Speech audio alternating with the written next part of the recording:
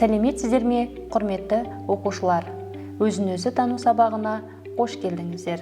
Бүгінгі сабағымыздың тақырыбы отанға жол деп аталады. Сабағымызда сіздер жалпы адамзаттық құндылықтарды басшылыққа ала отырып, өз отаныңызды қастерлеп бағалаудың, елге адал болудың және риясыз қызмет етудің маңызын тереңірек түсінетін боласыздар.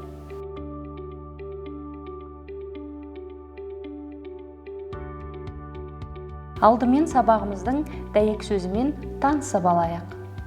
Бүгінгі сабағымыздың дәйек сөзі Ғабит Мүсіреповтің «Дүниеде туған еліңнен артық елде, жерде жоқ» деген қанатты сөзі. Дәйек сөздің мағынасын қалай түсінесіздер?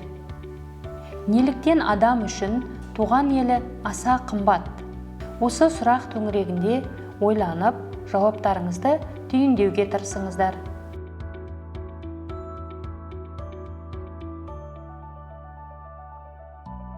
Сабағымызды әрі қарай оқып үйренек айдарымен жалғастырамыз. Тақырыптың өзегін ашу үшін оқулықта берілген Шәкен Күмісбайұлының «Отан» атты туындысын әңгімелеймін. Мұқият тыңдауға шақырамын. Ата, дедім, сабақтан келген бойда атама жаңалығымды айтқым келіп. Бүгін біздің сыныпқа Ауған деген жерден 3 бала келді. Өздерінің тілдері де бір түрлі қызық екен. Алыстан оралған қандастарымыз ғой олар. Қайран дүние-ай, деді атам. Майлап жатқан арбасын тастай беріп маған қарап. Олардың аталары бір кезде қуғын сүргін көріп, шетелге ауып кеткендер. Енді міне, тағдырдың жазуымен олардың немере шөберелері туған топырағына оралып жатыр. Ойыма Мұсаның әңгімесі түсті. Кіп-кішкентай, аласа бойлы, сүйкімді ақ. Алғашқы кезде ұялшақ, бұйығы көрінген. Келе-келе ашыла сөйлеп сырын айтатын. Біз бір кезде Қазақстан деген ел барын білмейтін едік. Кіп-кішкентай, құмды ауылда өмір сүрдік. Суға жарымайтынбыз. Тал түсте жерден түйемен әкелеміз. Менің Ғасым деген досым бар, Ауған баласы. Медреседе бірге оқыдық. Өте пысық. Қолынан келмейтіні жоқ, кілемде тоқиды. Әкесі саудагер. Менің атам мал бағумен айналысты. Шешем терилеп тон тікті. Бір қызығы ол жақтан әйелдер бет жүзін көрсетпеу үшін бетперде жамылады. Қыздар медресеге бармайды, деп бір тоқтады. Мына сіздерде ол алғашқы сөзін осылай бастайтын. Қар жауып, аяз шұнаңдап бүрсеңдетеді екен. Ауғанстанда олай емес. Ал жазда күн күйіп кетеді. Шынын айтсам, жұмыртқаны құмға көміп қойсаң, әп-сәтте пісіп шығады. Бірақ біз оған үйреніп кеткенбіз. Айтпақшы, сіздерде мереке атаулы көп екен. Бізде тек ораза айт, наурыз кезінде ғана мейрамдаймыз. Ораза кезінде ауызашар, сәресіде біз аталарымыздың жанынан табыламыз. Ауыз бекітеміз. Елде жұмыс атаулы тоқтатылады. Ал наурыз тойында мәселе басқаша. Ән айтып, би биленеді. Әкем үкілі домбыраны қолына алып, күй тартып, ән шырқайды. Әсіресе елім-ай, жерім-ай деген бір ән бар. Бұл әуенді қазақ атаулы бәрі қосылып шырқайды. Өзі бір мұңды ән. Бірде әкем қуаныштан жарлардай, есіктен дауыстай кірді де, сүйінші, Қазақстан тәуелсіз мемлекет атанды. Ендігі жерде бізге жақсылық жақын деп ол кілем тоқып жатқан апама. Құдай тілеуімізді берді. Тәуба, тәуба, ұзағынан сүйіндірсін, деді әжем, көзіне жас алып. Атаңның арманы орындалды. Өткен кеткенді айтып, жүрегіңді ауыртпай-ақ қояйын құлыным. Біздің ауылда сол күні кәдімгідей үлкен той өтті. Бұл қуаныштың сырын мен кейін ұқтым. Сөйтсем, біздің ата-бабаларымыз табиғаты әсем, таулы өлке, Тарбағатай өлкесін мекендепті. Жақында әкемнен бірге сол жаққа барып қайттым. Әсем табиғат, гүл алабы, салқын самал. Мұзарт шыңдар, тау беткейі кәдімгідей апам тоқитын кілемдей. Сонау бір жылдары аштық басталып, ел көпті көрген, көнелердің ақылымен тауасады. Онсыз да аштық меңдеген жұрт жол бойы қырылып, күндеп айлап жүреді.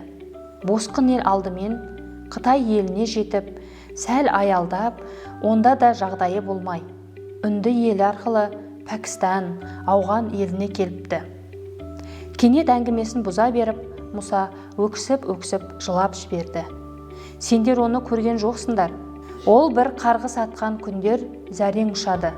Аспан айналып, жер дүние отқа оранады. Танкілер, зеңбіректер, жер дүниені селкілдете оқ атқанда бір орнында шыдап тұра алмайсың. Еңіреген апаларды, шырылдаған балалар, жауып тұрған оқтың құрбаны болып жатқан өлі денелер. Біздің қыстаққа түнде шабуыл жасалды. Атам бәрімізді соңынан ертіп, түн ортасында шекарадан Пәкістан жеріне өттік. Таң бозында Құдай сақтап бір таудың үңгіріне келіп паналадық. Әкем жанына сол жерден бір әскери адамдардың көмегімен елшілікке барып, біздің жағдайымызды Қазақстан үкіметіне хабарлапты. Сонымен 50 шақты адам қалың жынысты тауда өмір кештік. Бір күні 90-дағы атам босып жүрген адамдардың басын қосып, «Уә халайық, мен бұл дүниеден өтерімді біліп жатырмын. Анам аян беріп кетті. Дүние деген бір елес. Бір күні бәрің де мен барған қара жердің қойнауына кіресіңдер. Жасарымды жасадым, асарымды асадым. Көкірегімде қайғымың кетіп барады. Құдай сендердің маңдайларыңа жазбасын. Қайғым сүйегімнің жат жерде қалғандығы. Дертім сол. Бірақ мен өлсем де ұрпағым бар. Олар ұзақ уақыт ғұмыр жасауға тиіс. Менің бір сендерге айтар өтінішім болсын. Сонау таудың арғы жағында біздің отанымыз, туған еліміз бар. Ол Қазақстан. Осы сөзімді ұрпақтан ұрпаққа жетер қағида болсын. Ұлтыңды, отаныңды ұмытпа. Дәстүріңді жалғастыр. Сен қазақсың. Тәуелсіз мемлекетің бар. Тұңғыш президенті Нұрсұлтан Назарбаев. Бір білсем, ол бізді жерге тастамайды. Осыдан біраз жыл бұрын ол дүние жүзіне тарыдай шашылып кеткен қазақтардың басын қосып, үлкен жиын өткізді. Дүние жүзі қазақтарының орталығы құрылды. Отанға қайтасыңдар. Сонда мені естеріңе аларсыңдар. Хош болыңдар деп көзін жұмды. Атамның айтқаны келді. 2 айдан соң туған елден алып ұшақ келіп қонып, бәрімізді тиеп алып, осында алып келді. Міне, енді мен өздеріңмен бірге оқып жүрмін, дейді Мұса. Жүзімді атама бұрып. Ата, отаны бар адамдар шын бақытты екен ғой, дедім. Атам көзін көлегейлеп маған жақындап келді. Әй балам, шын айтып тұрсың ба? Ақылыңнан айналдым. Адам, отанын, туған елін ештеңеге айырбастамайды, деді ол.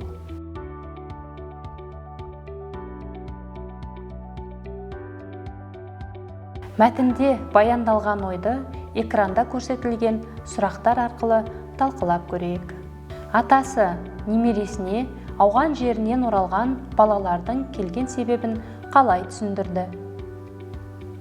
Мұса шет елде қандай оқиғаларды бастан кешірді? Мәтінде туған елге, атамекенге деген сүйіспеншілік қалай суреттелген?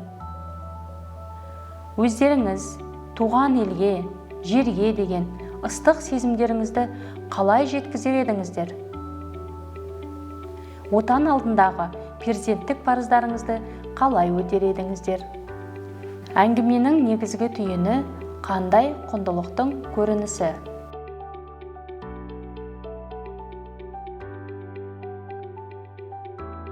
Тақырыпты қорытындылап көрейік.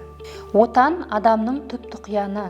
Ата-бабаларынан бері қарай кіндік қаны тамып, өсіп өніп келе жатқан жері. Сондықтан қай елдің адамы болсын, өз отанын дүниедегі ең қымбаттысы, ең қасиеттісі, ең аяулысы анасына балайды. Отан ұғымы адамның мінезі, ізгілік сезімі мен парасаты менен етене байланысты. Қазақстан қазақ халқының ата-баба мекені, ежелгі қонысы, отаны. Бұл жерде ата-бабамыз туды, тұрды, өмір сүрді. Оның кең жазира жерін ата-бабамыз қасық қаны қалғанша қорғап, ұрпақтан ұрпаққа қалдырып келеді. Ол біздің ең қасиетті, қадірлі асыл мұрамыз. Қазақ халқы мекен мәселесіне өте терең ілтипатпен қараған халық.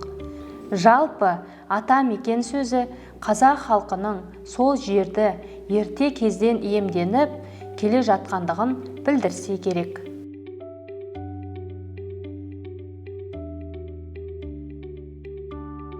Бүгінгі сабақтан алған білімдеріңіз бен түйген ойларыңызды бекіту үшін шығармашылық тапсырмалар орындайық.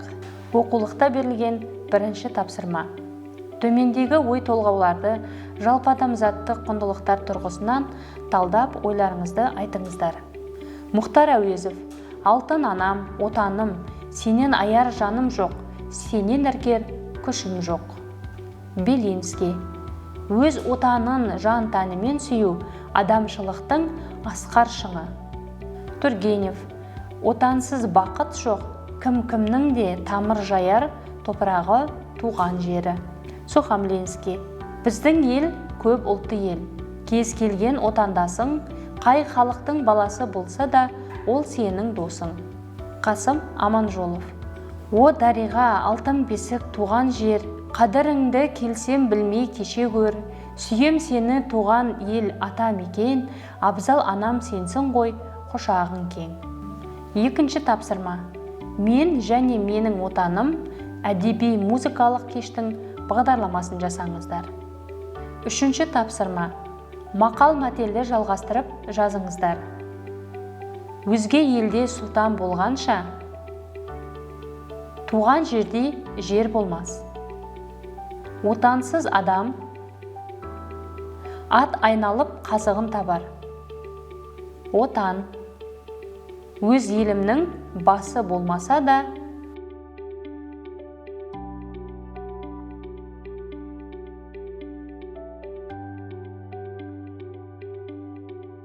қоғамға қызмет ету жобасы аясында қайырымдылық акциясын өткізудің жоспарын құрыңыздар. Құрметті оқушылар, сабағымыздың қорытынды сәтіне де келіп жеттік. Туған жер ата-бабамыздың мекені, ежелгі қонысы. Бұл жерде ата-бабамыз тұрды, өмір сүрді. Бұл жер ата-бабамыздың кіндігі кесілген жазира жер. Халқымызда ата мекенді ардақтау сезімі өте терең. Туған жерді қасиет тұту қанға сіңген мінез, ежелгі дәстүр. Бұл таным біздің жанымызға ана сүтімен тараған, ана сүтімен дарыған. Келесі сабақта кездескенше сау болыңыздар.